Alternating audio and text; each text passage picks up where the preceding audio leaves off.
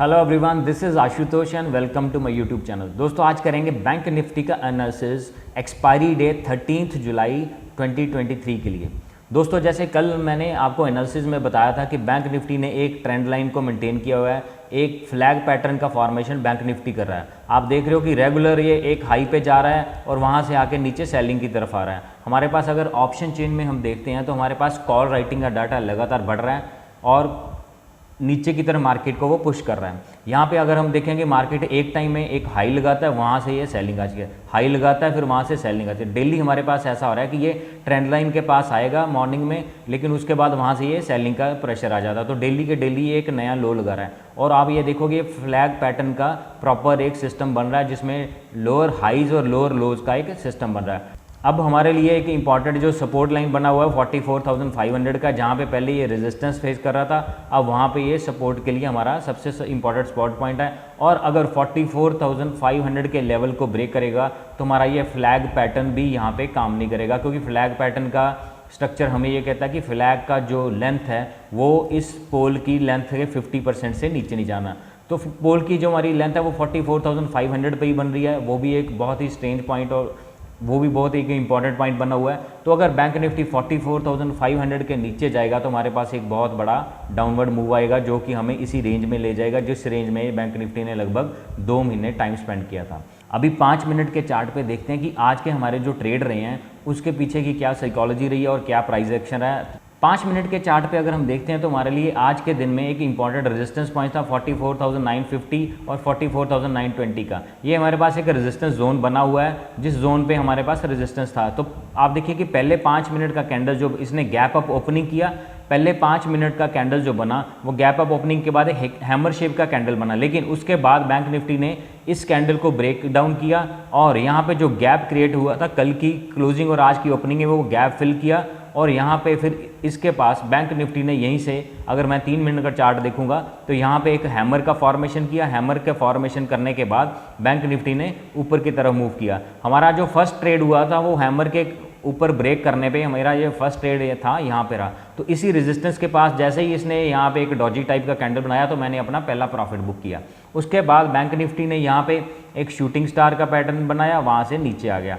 इसके बाद bank Nifty ने जो सेकंड प्राइस एक्शन, अब देखिए कि यहाँ पे इसने प्राइस एक्शन क्रिएट किया, first high then swing low, इसके बाद इसने फिर हैमर का फॉर्मेशन किया, मैंने यहाँ पे अपना सेकंड ट्रेड किया। तो ये यहाँ पे प्राइस एक्शन बनाया और इसी जगह पे बैंक निफ्टी ने फिर रेजिस्टेंस फेस किया और एक डबल टॉप का पैटर्न बनाया। डबल टॉप के पैटर्न बनाने के बाद बैंक निफ्टी नीचे की तरफ आ गया और नीचे की तरफ इसने इसी लो को, जो लो इसने सेकंड स्विंग में लगाया था, इसी लो को बैंक निफ्टी ने रिस्पेक्ट किया और पूरा दिन आप देख सकते हो कि 10:40 से लेकर 3 बजे तक ये पूरा दिन इस साइड वाइज रेंज में ही घूमता रहा, जो कि लगभग 100 पॉइंट्स का रेंज था। इसी रेंज में घूमता रहा और बैंक निफ्टी, मैंने इसके बाद कोई भी ट्रेड नहीं किया। और आप देखोगे कि जब हमारा ट्रेड हुआ यहाँ पे बैंक निफ्टी ने, अगर आप 3 मिनट का चार्ट देखोगे, यहाँ पे बैंक निफ्टी ने एक हेड एंड शोल्डर टाइप का पैटर्न, यहाँ पे हेड एंड शोल्डर का पैटर्न बनाना शुरू कर दिया। हेड एंड शोल्डर का जैसे ही ब्रेकआउट हुआ, यहाँ पे हमने 44,800 का पुट लिया, जो कि हमें लगभग 100 पॉइंट के नीचे, जो टोटल जर्नी था वो 200 से हमारा 800 से लगभग उसने जो लो लगाया 44,560 का लो लगाया, यानी कि हमारे पास 250 पॉइंट के करीब उसका मोमेंटम आया। इसमें मैंने अपना थर्ड ट्रेड लिया और जो एक तीनों के ट्रेड मेरे सक्सेसफुल ट्रेड हुए। दोस्तों हमें ये देखा कि आज पूरा दिन इसमें रेंज में घूमता रहा है, तो ये बहुत ही सॉलिड एक रेजिस्टेंस पॉइंट बन चुका है, एक रेंज। तो यहाँ रेंज में पूरा दिन यहाँ पे कोई भी ट्रेड नहीं मिला, पूरा दिन हमें वेट करना पड़ा। और लेकिन जैसे ही इसने इस रेंज को ब्रेकआउट किया तो हमारे पास एक बहुत ही अच्छा मोमेंटम, 4 घंटे की वेट के बाद यहाँ 10 मिनट में हमें प्रॉफिट मिल गया थर्ड ट्रेड में। तो अभी देखते हैं कि 15 मिनट के चार्ट पे हमारे लिए कल कौन कौन से लेवल हो सकते हैं, जिन लेवल्स के हमारे सपोर्ट और रेजिस्टेंस बनेंगे और जिन लेवल्स पे हम अपना ट्रेड प्लान कर सकते हैं। दोस्तों अगर 15 मिनट के चार्ट पे हम देखते हैं तो बैंक निफ्टी का कल के लिए हमारा एक स्ट्रॉन्ग रेजिस्टेंस पॉइंट होगा 44,935 और 44,858। ये हमारे लिए एक स्ट्रॉन्ग रेजिस्टेंस का पॉइंट कम करेगा, क्योंकि इसी जोन में आज बैंक निफ्टी ने मैक्सिमम टाइम स्पेंड किया है। तो अब देखते हैं कि अगर बैंक निफ्टी का कल किस तरह से ओपनिंग होगा, वहाँ पे हम किस तरह से ट्रेड कर सकते हैं। कल अगर बैंक निफ्टी इसी रेंज में ओपन होगा, इस रेंज में ओपन होने के बाद कंसोलिडेट गैप अप ओपनिंग हुआ, इस रेंज में ओपन हुआ, वहाँ पे कंसोलिडेट होने के बाद अगर नीचे की तरफ मूव करेगा तो हमारे पास नीचे के लिए जो लेवल बनेंगे वो हमारा फर्स्ट बनेगा कि हमारा जो आज का डे लो बना था 44,600 का, उसके बाद हमारा पास लेवल बनेगा 44,518।